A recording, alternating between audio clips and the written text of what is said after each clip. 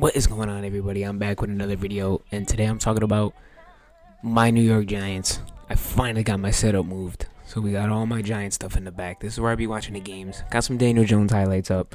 Probably can't really see it, but it's just there to be there. But oh my God, some news just came out that Daniel Jones is getting a new agent, a new team to negotiate his contracts. Now, I'm a huge Daniel Jones fan. I have a jersey.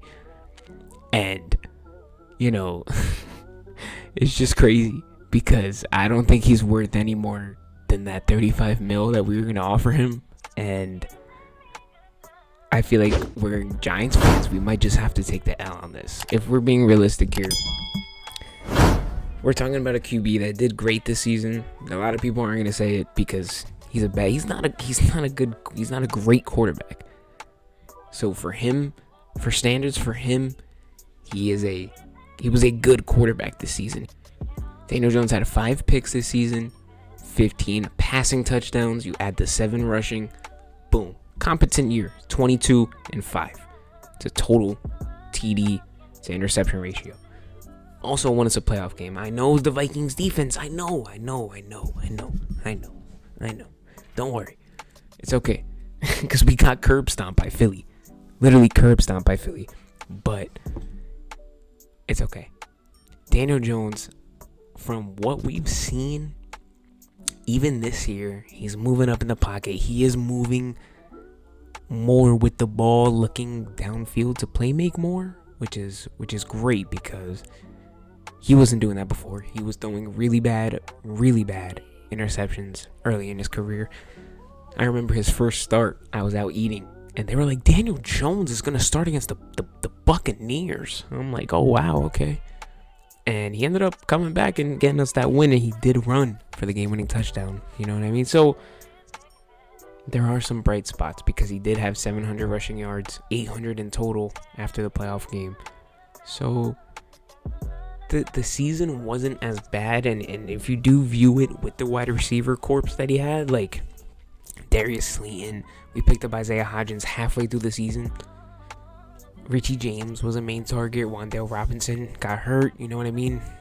It wasn't looking too hot.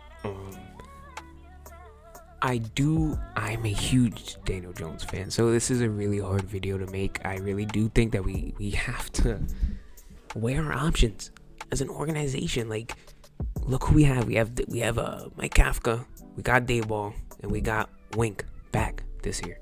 So the only positive I could really see is DJ taking another jump, being with these guys and offensive coordinators and coaches and this coaching staff. If he can take another jump, no matter what, we're gonna have to pay to even see if he can take that other jump. If he doesn't, and he goes back and he does the same shit that he just did this season, it's a bad contract instantly. I think the max I would give him is 35 mil. And I feel like that's a fair price. I guess, Trevor still has to get paid. Joe Burrow still has to get paid. Lamar's in the process of not getting paid. He hasn't played the half of the season. He didn't get paid. So a lot of people have to get paid. Herbert has to get paid. Derek Carr is about to get paid. Like, come on, bro. There's so many QBs out there that have to get paid. So I don't really understand. Like, I really don't know where we could go with this. I feel like if he asks for 40 mil, we gotta say no. But at the same time, it's gonna suck if he goes somewhere else and he actually, succeeds. I don't think it'll happen because Dayball is an offensive coach, and he developed Daniel Jones a lot this season because I saw glimpses of points where he was actually pretty good. He's throwing the ball into tight windows, but his decision making as a young QB in the league was really bad. Really bad. Week 1 against the Steelers, I think we were only down 7 going into the half. And of course he throws a pick. Like a stupid just boom. This is years ago though. It's just like his decision making was bad. But I feel like we can't give him anything over 35. Maybe 37. We can give him a year. but I feel like him hiring So I'm going to read this tweet out loud. Giants QB Daniel Jones is in the process of making an agent change with a new contract. With new contract and free agency on the horizon per sources. This is from Jordan Raanan. I don't know how to say it. So he also said he was being represented by the CAA. Expectation is that he will be joining Athletes First. And if I'm correct, Athletes First is the people that talked for Dak, people that talked for Deshaun Watson. You know what I mean? Those are big contracts. And those contracts I don't think are worth it right now. And I love Deshaun Watson too. So for him, I did love Deshaun Watson. So I kind of have mixed feelings on that contract, but this is the people that negotiate the big bucks for the big time QBs, you know what I mean? So I hope Daniel Jones doesn't ask for too much money.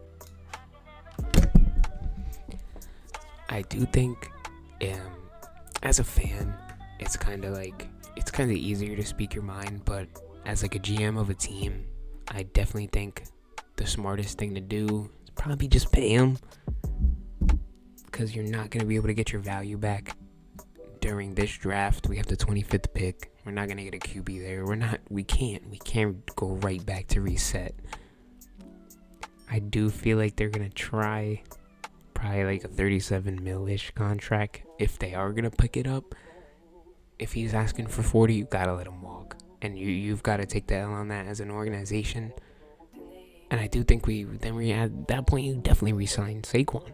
Because we're going to have a rookie QB or a young QB, or maybe we get Derek Carr. I really don't like Derek Carr, though. Oh, my goodness, man. I really don't. I'd rather have a young QB who's more promising. But that's pretty much it, man. Sucks to be a Giants fan sometimes, man. He got us a playoff win. Whether you want to admit it or not, he had 200 yards, 300 yards passing, 75 rushing yards. Come on. He did everything he could. And it is the Vikings defense, like I said. But that was a great game by him. Got stomped in Philly. But we didn't even have the personnel to match up at all. Our O-line against their D-line is kind of crazy. Evan Neal messed up all year. He's worse than like Andrew Thomas was on his rookie season. I mean, obviously it takes time. But if he's not good enough at that tackle spot, we got to move to the inside. Because we need inside help anyway. We could take a tackle later in the draft and try and see if we can develop anyone, but that's pretty much it. Do we sign Daniel Jones? Can y'all let me know? Can we get a comment? Let me know, please. I'll talk to y'all, man. I'm sick of this, man.